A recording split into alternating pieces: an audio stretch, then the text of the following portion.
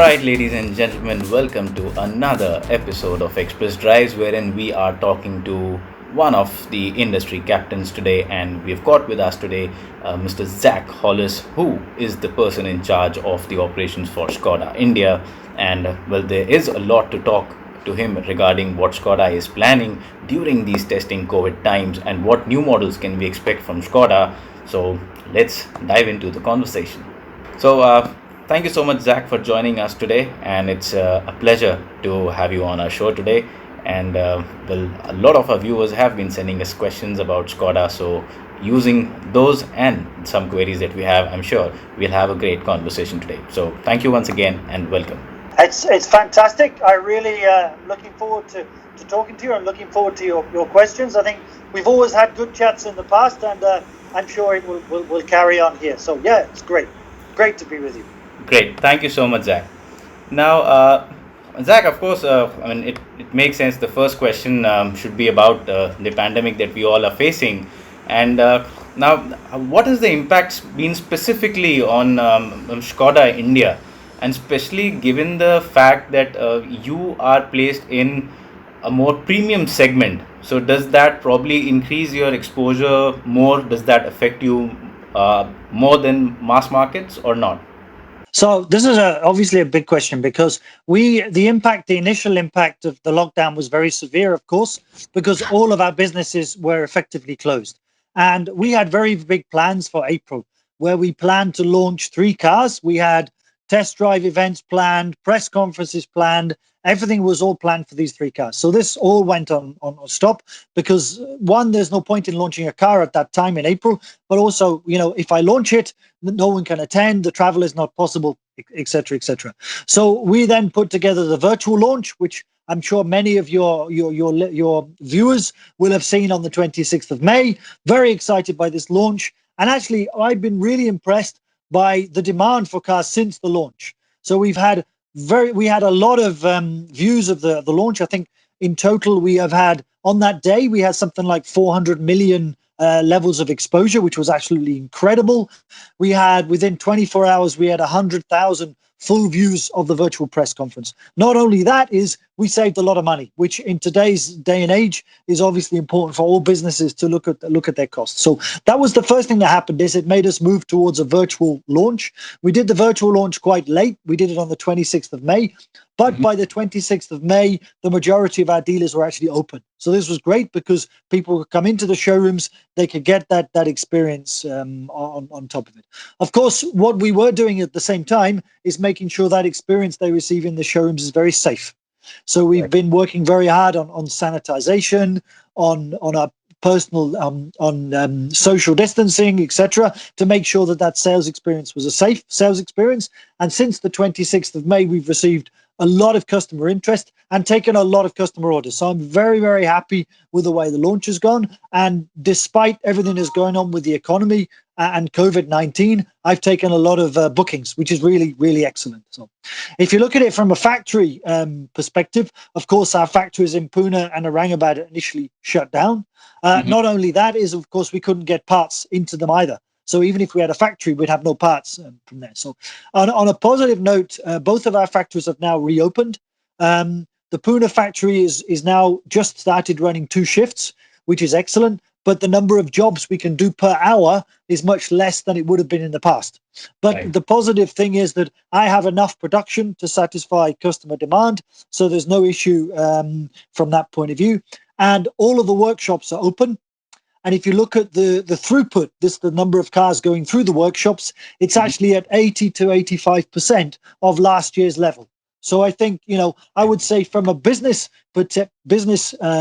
capacity, we've improved quite a lot. Obviously, COVID-19 is still very present in India. And as I said to you just before we put the recording on, let's hope that we get over this stage as quickly as possible. Right. And Zach, what kind of impact do you see of this crisis right now on your new model launches, especially the Vision Iron concept that a lot of people have been eagerly looking forward to? So our objective at the moment is to keep the launch dates that we committed to. So the launch dates we committed to, which was Q2 2021, and then the next car the Notch, the sedan at the end of 2021. We're working hard with the engineers, with the logistics, and with the factories to keep that date. So that's the objective at the moment, is to keep those launch dates.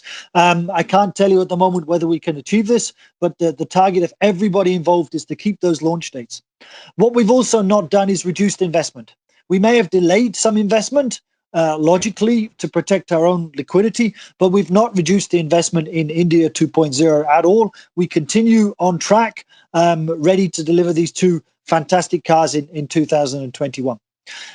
Just going back a bit to something else, you were asking a question around how it's affected our demand for models. What we did is we launched with the Rapid a rider, which was a value offer at 7.49, and it has really captured the market. I'm very, very happy with the way it's gone. We have a lot of orders for this car, a lot of orders for the rest of Rapid as well, but also a lot of orders for this car. And it's really taking the customers who were considering a sub 4 meter sedan into taking a full-sized sedan. So very happy with the way it's going. And I would say that customer demand is good, particularly at the bottom end. Karoq demand is also going quite well. We are getting 10 Karoq orders a day, which is really fantastic and is above my expectations. So the market has really received our new products very well. Great. That's really nice to hear, Zach. And can you tell us a bit about what are your plans for the Kodiaq and the new Octavia? Okay, so the Kodiaq, we don't have a Kodiaq offering at the moment because the previous version was BS4, as you're aware, and our BS6 Kodiaq we plan to launch at the end of this year. So the car will come with a 2-liter TSI engine with 190 PS, so very powerful car and very efficient in terms of petrol technology. So that will be launched at the end of this year, and the new Octavia will be launched early in 2021. From CKD as well as the Kodiaq. The obvious question comes is diesel dead as far as Skoda is concerned? The answer is no, and we are still working with our engineers to try and get, particularly for our bigger cars, a diesel offer in the future. I can't promise anything, but it's still something we are working on. Do you see the absence of a diesel affecting your sales in any significant manner? At the moment, not whatsoever. I think the 1-liter TSI 3-cylinder engine is very efficient.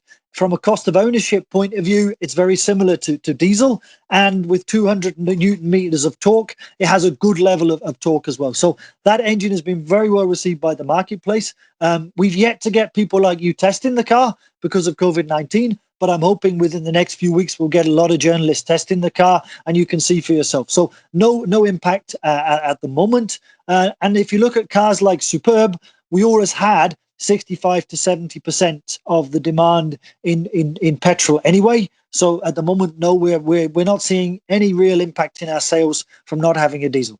Now, given the kind of social distancing norms that are expected to continue for a while now, there is a lot of expectation that people would prefer to not take the public transport or cabs and want to have their own personal transport, which means we could see a higher sales for cars. But there's also one theory that says this would benefit used car sales more. So what is your outlook on that? And of course, what is Skoda doing on the used car front? This is an interesting point because we saw this happening in our business in China. We saw in China people shunning public transport. Obviously, China was before India, and we saw a demand for personal transport increasing, or people using their personal cars more than perhaps they would have done in the past. So, and of course, this is countered by the economic impacts of COVID-19, which could limit people's purchasing power in the future. So used cars, there's certainly an increased demand for used cars. So we are about to launch an Approvia used car program. We're currently piloting it with 5 dealers. And what that will do is give people the confidence to buy a used car from a Skoda dealer, because we will do all of the checks for you to check the mileage is correct, to check the car has been well serviced, and we will also supply you with warranty on the car as well. So we're launching an approved used car program, and we'll be launching that in the next few months. And we already have 5 dealers on pilot. I'm very confident that will be successful. It's also very good for our dealers because if you look to most markets in the world, the used car business is an important source of dealer profitability. And not only that, it gives customers confidence. I personally bought an approved used car for my daughter a year ago from a dealer in the UK because I wanted that level of preparation of car, that level of reassurance, and also that warranty for her.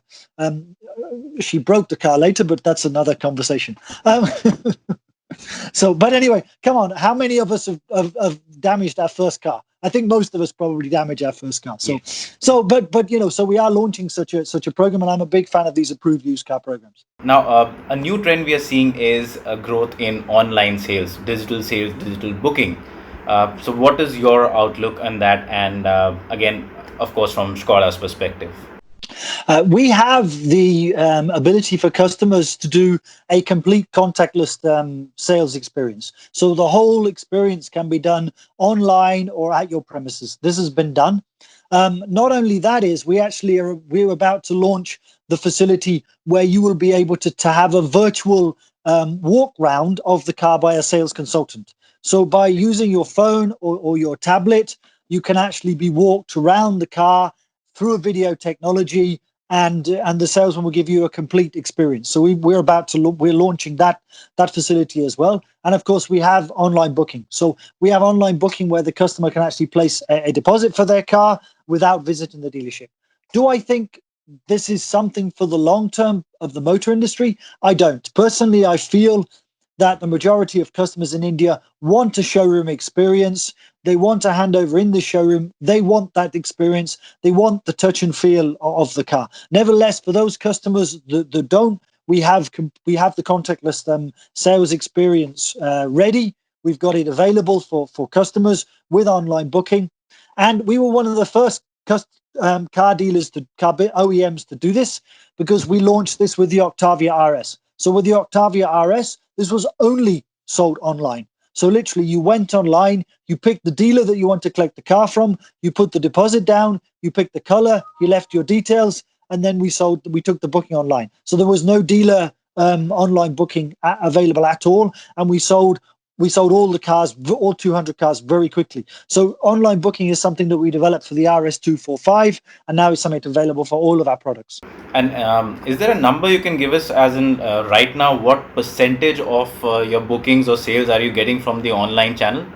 It's quite small at the moment. It's quite small. So I would say, it's certainly less than 20%.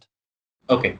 All right. Apart from this, Zach, recently the Indian government did announce a relief package. A slew of relief packages aimed at various sectors. Now, from an automotive industry's perspective, do you see those packages to be adequate for the auto industry? And if not, what more would you expect the government to do for the auto sector in India? I think for me, the most important thing is that we have is consumer confidence. This is one of the most important things that we need in a business. And I think so. I don't look specifically at something for the automotive industry. I'm looking for something for the whole economy, for the economy to get back to a level of growth, to people to get back to working, for business confidence to come back, and of course for consumer confidence to come back. You remember a car, particularly a Skoda car, is one of the most expensive things people will buy. They will buy an apartment, they will buy a car. Yeah. So they have to feel good about themselves. They have to be confident about their employment. They have to be confident about their business. So we need customer confidence to come back again, and we need economic growth as well. So anything that stimulates the economy, as well as obviously supporting the economy, to me is a good step forward. Beyond that, again, like you talked earlier about the plant capacity, wherein you're already at a certain percentage compared to the last year. By when do you see you will be able to probably achieve the normal capacity once again? I think we are already at the level of capacity that we need. We've reduced the number of jobs per hour, but we're running 2 shifts.